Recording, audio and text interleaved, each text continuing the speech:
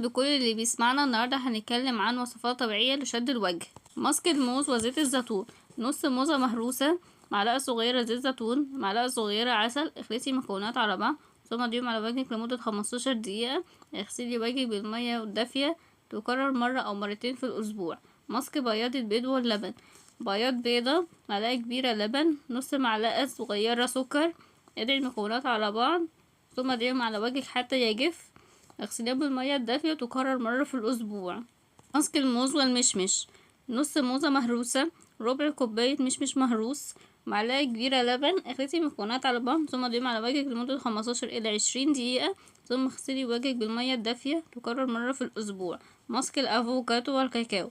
حبة واحدة من الأفوكادو مهروسة، معلقتين كبار كاكاو خام، معلقة كبيرة عسل. اخلطي المكونات على بعض ثم ضيفيهم على وجهك لمدة 10 دقايق ثم اغسليهم بالمية الدافية، تكرر مرة في الأسبوع.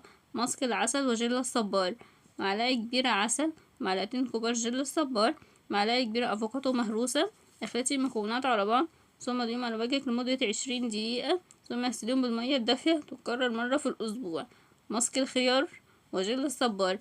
نص خيارة مهروسة، معلقة كبيرة جل الصبار، نص معلقة كبيرة مية ورد. اخلطي المكونات على بعض ثم ضيفيهم على وجهك لمدة 20 دقيقة ثم اغسلي وجهك بالمية الدافية، تكرر مرة في الأسبوع. ماسك الخيار والموز. خيارة مهروسة، معلقتين كبار موز مهروس، معلقة صغيرة زيت لوز حلو. اخلطي المكونات على بعض ثم ضيفيهم على وجهك لمدة 25 دقيقة ثم اغسلي وجهك بالمية الدافية، تكرر مرة في الأسبوع. ماسك الشوفان.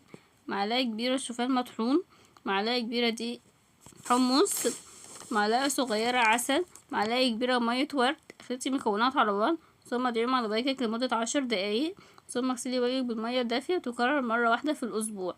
ماسك زيت الخروع وعصير الليمون. معلقة كبيرة زيت خروع، معلقة صغيرة عصير ليمون.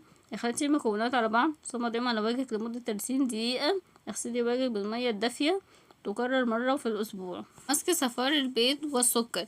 صفار بيضة، معلقة صغيرة سكر. اخلطي المكونات على بعض ثم ضيفيهم على وجهك لمدة 25 دقيقة. اغسلي وجهك بالمية الدافية، تكرر مرة في الأسبوع. ماسك العسل والجريسلين.